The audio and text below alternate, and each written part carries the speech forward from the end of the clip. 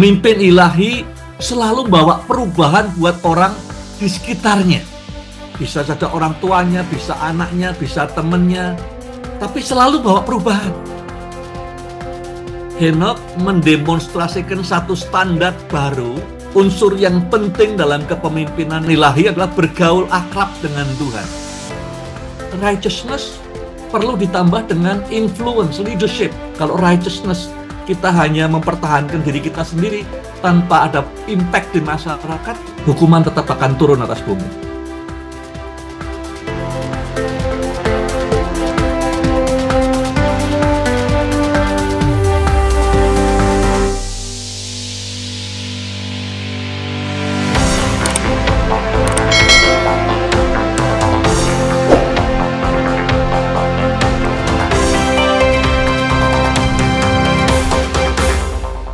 Jadi saya beri judul Kejadian 5 dan 6, Leaders Set the Tone. Ya, pemimpin adalah penentu nada. Yang pertama, pelajaran pertama, saya ambil dari hidupnya Metusalah. Metusalah ini anaknya Henokh yang banyak dibahas di khotbah-khotbah maupun di komentar-komentar di Google Form adalah soal Henokh yang hidup bergaul dengan Tuhan. Hanya dua orang yang tidak menghadapi kematian atau mengalami kematian, yaitu Henokh dan Elia. Tapi anaknya dia namanya Metusalah. Ini yang mau saya bahas. Metusalah ini sesuai catatan Alkitab umurnya 969. Nah, mungkin saja ada orang lain dari keturunan Adam yang umurnya lebih tua tapi tidak tercatat, bisa saja, ya. Tapi yang tercatat di Alkitab yang paling tua adalah Metusalah. Apa yang bisa kita pelajari kepemimpinan dari hidupnya Metusalah? Nomor 1, saya lihat Kejadian 5 ayat 22. Setelah memperanakkan Metusalah, Henokh hidup bergaul dengan Allah 300 tahun. Setelah memperanakkan Metusalah, bukan sebelum. Ya. Jadi sebelum memperanakkan Metusalah, mungkin hidupnya Henokh tidak akrab dengan Tuhan. Ya. Mungkin biasa-biasa seperti yang lain. Tapi dikatakan setelah memperanakkan Metusalah, bukan artinya dia yang melahirkan, bukan. Dalam bahasa Inggrisnya bagus dikatakan when after he fathers, menjadi ayah buat Metusalah, Henokh kemudian bergaul dengan Tuhan 300 tahun. So something important pada saat Henokh menjadi ayah, entah selama berapa lama untuk Metusalah. Mungkin waktu Metusalah lahir, berapa bulan pertama atau berapa tahun pertama merubah hidupnya Henokh. Jadi yang pertama yang saya belajar, masih kecil nih Metusalah, sudah mentransformasikan kehidupan orang tuanya. Nggak tahu yang terjadinya pada saat dia umur sebulan, atau setahun, atau 6 tahun, atau 12 tahun, kita nggak tahu. Tapi pada saat dia berperan sebagai ayah, sebagai papa buat Metusalah, Henokh berubah jadi akrab dengan Tuhan. Dan oleh karenanya kemudian, dia tidak mengalami kematian. Dia menjadi orang yang sangat dikenal, salah satu dari dua orang yang tidak mengalami kematian. Karena apa? Pada saat dia menjadi ayah buat Metusalah. Pemimpin ilahi selalu bawa perubahan buat orang di sekitarnya. Bisa saja orang tuanya, bisa anaknya, bisa temannya, tapi selalu bawa perubahan. Jadi ini bagus untuk kita bersyukur pada Tuhan karena panggilan Tuhan buat saudara dan saya memimpin, itu artinya bawa perubahan. Masih kecil Metusalah ngerubah hidupnya Henokh sampai bentuk legasinya. 300 tahun kemudian dia akrab dengan Tuhan. Sebabnya apa? Karena dia menjadi ayah buat Metusalah. Ya, dia menjadi penyebab jalan hidup ayahnya berubah total. Ya, pertanyaan buat saudara dan janji Tuhan buat saudara, potensi hidup saudara adalah sebagai pemimpin, kita ini agents of transformation. Ya. Melihat orang-orang sekitarmu. Berdoa supaya terjadi transformasi di keluargamu, di teman-temanmu, di semua orang yang ada di komunitas di sekitarmu. Karena Inilah panggilan kepemimpinan itu, membawa transformasi. Itu yang pertama. Yang kedua, banyak orang berpendapat bahwa waktu Metusala lahir, Henokh mendapatkan nama ini ya tentunya dari Tuhan. Metusala itu artinya apa? Artinya pada saat dia mati, when he is dead, maka itu apa? Itu penghakiman Tuhan akan terjadi, akan dikirimkan dari surga. Jadi kalau sudah hitung tahun-tahunnya ini, silsilah ini, Metusala itu mati di tahun yang sama pada saat banjir Nuh atau air bah dicurahkan, bumi dihakimi. Karena namanya Metusala sendiri itu adalah sebuah nubuatan, sebuah destiny, ya, sebuah proklamasi bahwa Tuhan itu adil. Jadi kalau orang dengar Metusala harusnya bertobat. Karena kalau sampai terjadi dia mati, maka penghakiman itu turun. Harusnya ini sebuah peringatan akan Tuhan yang adil. Ya. Kembali kepada Tuhan. Kalau tidak kembali ada judgment, ada penghakiman datang pada saat Metusala mati. Jadi hidupnya Metusala, kemanapun dia perkenalkan dirinya, orang selalu nangkap bahwa diingatkan Allah itu Allah yang adil. Yang bela yang diperlakukan tidak adil, menegakkan kekudusan supaya orang yang bersalah bertobat, menyesal. The justice of God, keadilan Tuhan diproklamasikan lewat namanya, lewat hidupnya. Namanya artinya kalau sampai kita tidak berjalan dalam keadilan Tuhan, pada saat Metusala mati, penghakiman terjadi. Nomor tiga, saya bertanya, kenapa kok Metusala paling lama hidupnya, paling tua, ya, paling tidak mati-mati gitu.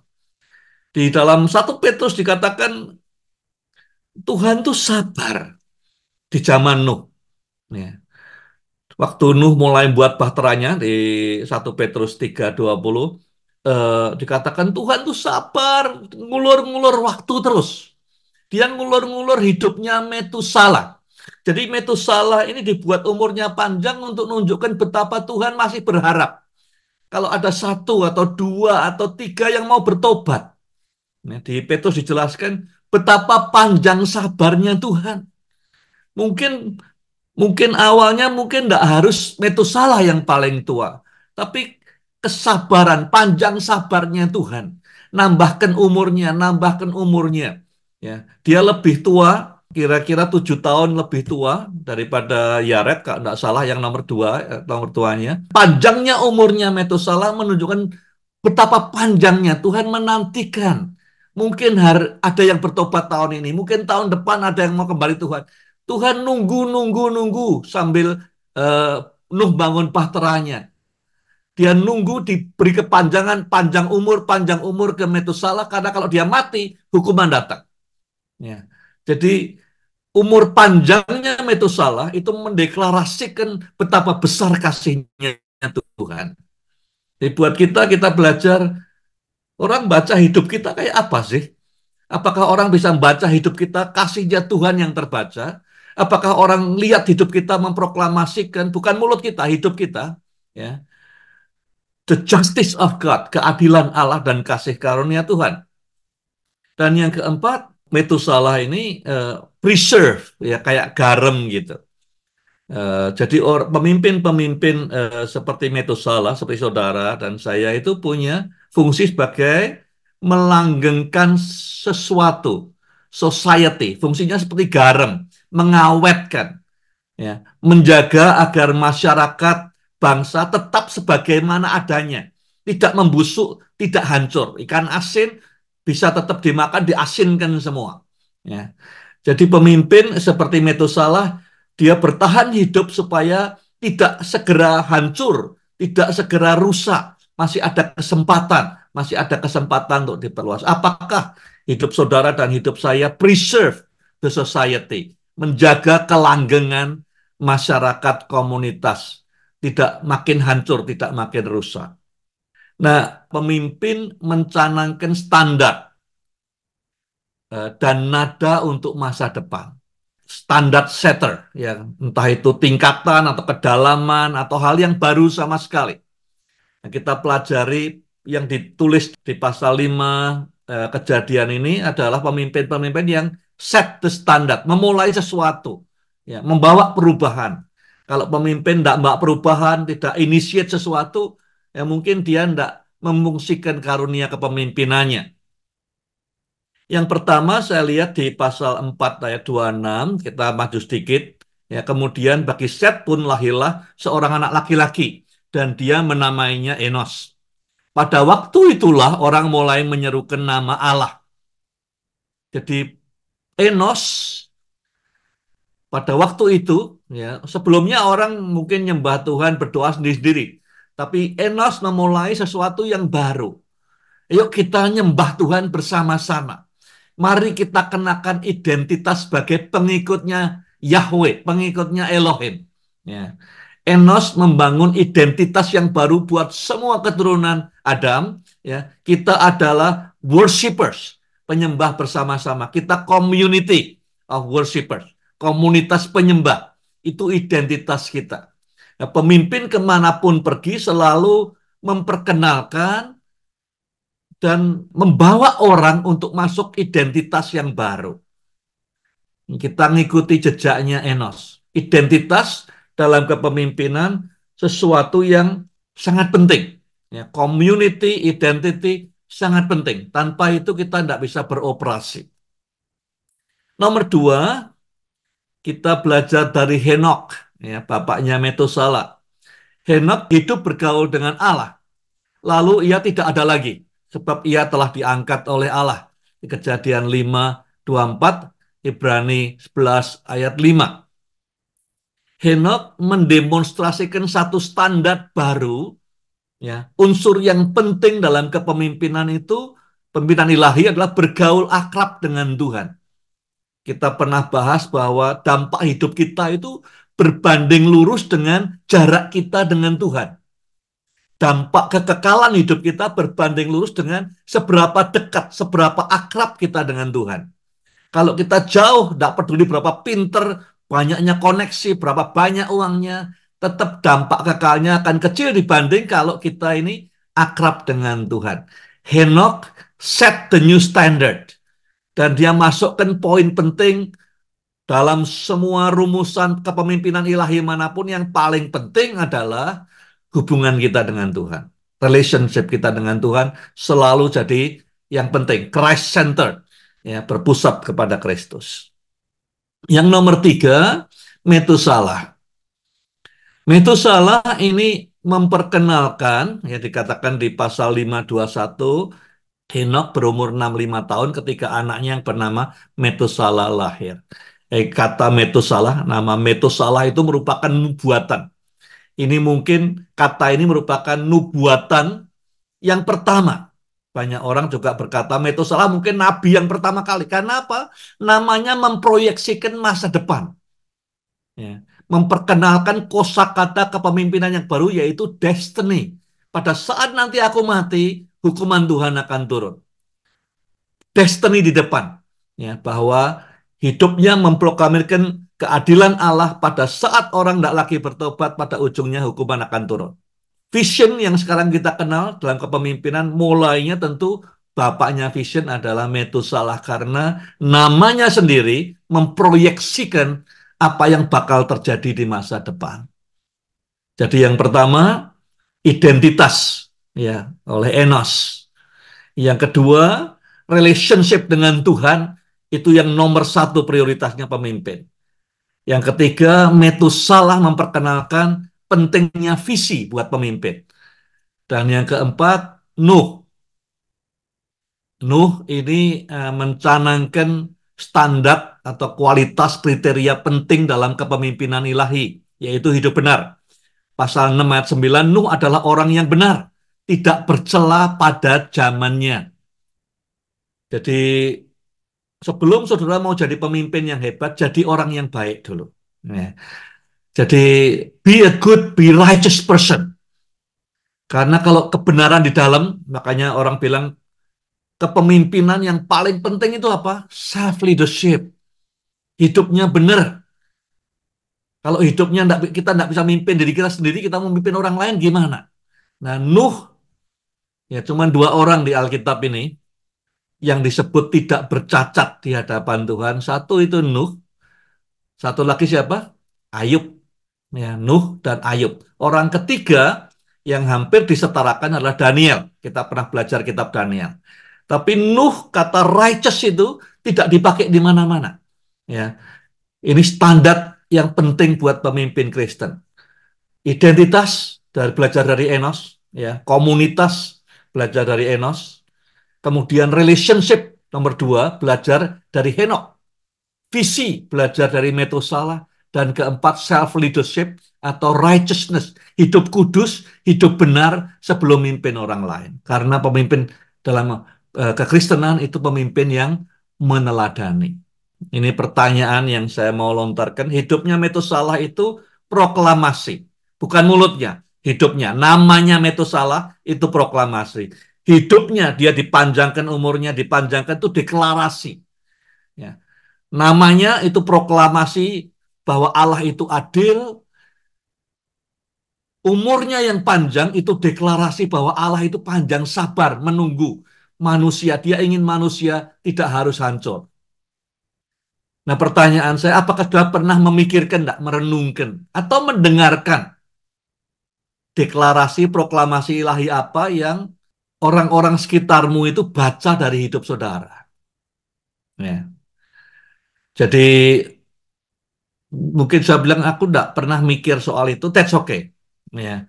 Atau aku enggak pernah dengarkan orang ngomong tentang aku seperti apa, that's enggak apa-apa pun. Tapi, jangan sampai, kenapa saya tanyakan ini? Karena kadang-kadang kita punya intensi, aku ingin dalam hidupku tuh aku mengasihi Tuhan. Tapi yang kebaca orang lain mungkin lain, beda. Ya, ingin sebagai orang-orang yang akrab dengan Tuhan, tapi orang bacanya lain. Jadi pernah enggak saudara renungin orang-orang sekitarmu, ya keluarga dan yang lain membaca hidupmu yang dideklarasikan oleh hidupmu apa, yang diproklamasikan apa, bukan mulutmu ya, tapi hidupmu saudara apa? Apa yang ditangkap orang sekitarmu? Atau mereka enggak nangkap apa-apa dari hidup saudara? It's okay. Renungkan, pernah enggak berpikir, pernah enggak mendengar, apakah betul yang ada di dalam hatimu sesuai dengan proklamasi bagaimana saudara hidup ditangkap oleh orang di sekitarmu.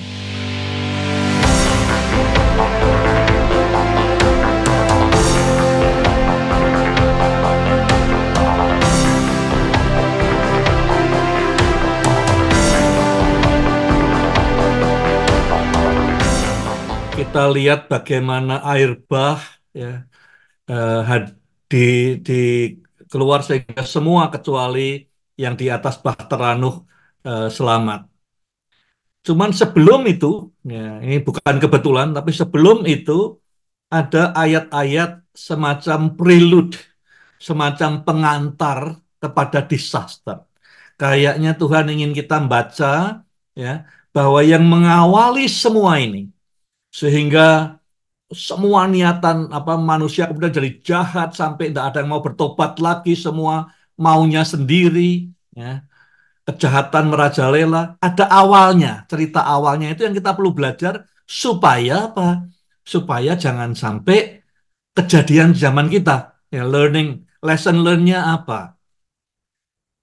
Nah, yang pertama, kalau sudah perhatikan di pasal 6 ayat yang kedua, eh, dan juga kita lihat lebih dahulu di pasal 3 ayat ke-6, ya, anak-anak Allah melihat ya, bahwa anak-anak perempuan manusia itu cantik-cantik. Nah, pemahamannya di sini ya, anak-anak Allah melihat itu seperti waktu di pasal 3 kita bahas Hawa melihat buah itu nikmat. Jadi ini bukan bicara soal bahwa cantik itu salah, cantik itu dosa, bukan itu. Ya, tapi bahwa eh, mata ini hanya tertuju kepada apa yang luarnya saja, apa yang fisikal saja, bukan apa yang dalam. Ya, yang kita cari tentu yang orang yang ya cantik luar dalam lah. Orang kalau dalamnya cantik, luarnya akan cantik, akan indah lah pokoknya. Ya. Jadi yang dipermasalahkan di sini adalah melihat, dulu saya sampaikan di pasal 3 kita bisa lihat lewat mata jasmani kita, selalu di Alkitab disalahkan, ya. Waktu Samuel mau cari Daud, salah lihatnya hanya dengan mata jasmani saja. Yang kedua, ada mata imajinasi seperti Hawa. Dia imajinasikan, waduh kalau makan buah ini, wah bisa ngerasain jusnya dan segala macam. Tapi yang dia tidak pakai adalah dua, satu mata ilahi dia tidak pakai, yang kedua adalah mata orang-orang timnya dia atau mata mentor, ya, mata penasehat, mata orang-orang yang care pada kita tidak dipakai. Sama dengan anak-anak Allah ini, ya dikatakan dia hanya lihat luarnya saja. Jadi keinginan mata mendasari keputusan mereka. Dalam hal ini cari jodoh hanya berdasarkan anak-anak Allah ini. Tapi tidak hanya soal jodoh, tapi dalam segala hal keputusan hanya mengandalkan nafsu, keinginan mata saja, ya, tanpa mempertimbangkan apa yang Tuhan lihat, tanpa mendengarkan apa yang mentor kita sampaikan, suara hati, firman Tuhan bicara apa. Jadi yang pertama di pasal 6 ayat 2 ini adalah melihat tidak dimensi penuh, hanya melihat mengandalkan ngambil keputusan berdasarkan apa yang enak dilihat oleh mata jasmani kita, ya, atau nafsu mata jasmani. Yang kedua, dikatakan di situ bahwa lalu mereka mengambil istri-istri di antara perempuan-perempuan, anak-anak manusia tadi yang mungkin keturunannya Kain, yang eh, anak-anaknya Lameh yang jahat segala macam. Tapi yang poin di sini adalah mereka ini ngikuti jalannya keturunannya Kain, Lameh, ya, di pasal sebelumnya itu orang pertama yang poligami. Tadinya desain Tuhan adalah satu suami, satu istri. Kemudian Lameh dikatakan orang pertama yang istrinya dua. Dan kemudian dia revenge, hatinya penuh kebencian. Jadi di pasal 6 ini orang ini diambil jamak. Jadi anak-anak Allah mengambil istri yang rusak tatanan desain Tuhan dalam pernikahan satu suami, satu istri, memuaskan nafsunya, the lust of the flesh. Jadi keinginan daging, keserakahan, mengambil istri sebanyak-banyaknya, meneladani hidupnya Lameh yang poligami, mengabaikan desain ilahi. Jadi yang pertama itu adalah nafsu mata, yang fisikal, hanya lihat luarnya. Yang kedua nafsu kedagingan, keserakahan, ambil istri sebanyak-banyaknya. Ya, poligami mulai merajalela di keturunan Set juga, di keturunannya, ya, Adam dari keturunan Set dan sebagainya. Yang kedua itu keserakahan dan nafsu kedagingan. Yang ketiga yang menuntun kepada kehancuran adalah the pride of life. Di dalam Kejadian 6 ayat 2 dikatakan siapa saja. Jadi yang diambil siapa saja yang mereka sukai. Ini pride, dia nempatkan dirinya di posisi seakan-akan dia Allah sendiri, dia memutuskan yang dia suka diambil. Doesn't matter apa kebutuhan orang lain, apa Tuhan bilang, ya, kondisi orang lain, dia tidak pusing. Yang penting apa yang aku mau, aku dapat. That's the pride of life, rebellious heart. Tadinya Tuhan yang menjodohkan Adam dan Hawa, mempertemukan orang. Sekarang apa dia ini keturunan keturunan anak-anak Allah yang laki-laki di Kejadian 6 ini mengambil siapapun yang mereka mau ambil. Ya, tidak hanya satu, ya banyak, dan maunya sendiri, tidak pusing orang lain, ya. Itu pride of life. Itu nomor tiga, menyebabkan kehancuran. Jadi tingkat-tingkat nomor satu adalah melihat sesuatu hanya luarnya saja, ya, nafsu mata, keinginan mata. Yang kedua, keinginan daging, merusak tatanan ilahi, ngambil istri sebanyak-banyaknya, ya, keserakahan. Yang ketiga, rebellious, pemberontakan. Apa yang aku mau harus jadi, gitu ya. Nah, yang keempat, kita perlu tahu ini, eh, saya pelajari dari komentari dari seorang rabi, ya. Righteousness, jadi Nuh itu seorang yang righteous dikatakan, orang benar. Tapi righteousness itu tidak identik dengan leadership. Leadership harus righteous. Tapi righteous dengan leadership, dia akan berdampak besar. Nah, Nuh ini righteous, tapi leadershipnya tidak main. Sehingga selama berapa ratus tahun dia hidup, tidak ada dampaknya buat masyarakat. Yang diselamatkan cuman istri dan anak dan mantunya saja. Di Kejadian 6 ayat 9, di antara semua orang yang hidup pada masa itu, hanya Nuh yang hidupnya benar di mata Allah. Satu sisi kita bisa lihat tuh, Nuh ini walaupun sendirian terus setia dengan Tuhan, tapi sisi lain lagi, masa sekian ratus tahun dampaknya nggak ada. Ya. Kebenaran hidup, tapi tanpa kepemimpinan. Kepemimpinan adalah influence. Ada dampaknya. Iman, seringkali zaman sekarang pun gereja, iman kita dijinakkan, didomesticated. Semua apa yang harusnya kita deklarasikan di dunia, kita masukkan semua aktivitas rohani dalam gedung gereja. Ya, di empat tembok ini. Sehingga orang nggak bisa lihat kasih Tuhan yang panjang sabar, keadilan Tuhan nggak kelihatan karena semua domesticated. Di dalam rumahnya Nuh, di dalam gereja juga sama. Ratusan tahun hidupnya tanpa ada pengaruh apapun pada zamannya. Jadi yang sudah tahu yang mati itu dengan air bah bukan orang-orang jauh sana, juga mungkin adik-adiknya Nuh, ya, pamannya, sepupunya, keponakannya semua. Nggak ada satupun yang terdampak, nggak tahu kenapa, tapi ada dugaan ya righteousness perlu ditambah dengan influence, leadership. Barangkali itu yang kita perlu belajar. Kalau righteousness kita hanya mempertahankan diri kita sendiri tanpa ada impact di masyarakat, hukuman tetap akan turun atas bumi. Ya. Ada tiga responsibilities, tanggung jawab kepemimpinan. Yang pertama yang digambarkan oleh Kejadian pasal 3 sampai pasal 6 ini. Yang pertama Adam dan Hawa, dia gagal bertanggung jawab dalam urusan tanggung jawab pribadi. Begitu dikonfront sama Tuhan, Adam bilang bukan salahku. Hawa bilang bukan salah. Jadi pemimpin itu tanggung jawab. Jadi kegagalan pertama manusia di pasal 3 adalah manusia gagal memikul tanggung jawab pribadi. Yang kedua, Kain. Waktu ditanya Tuhan, di mana adikmu Habel?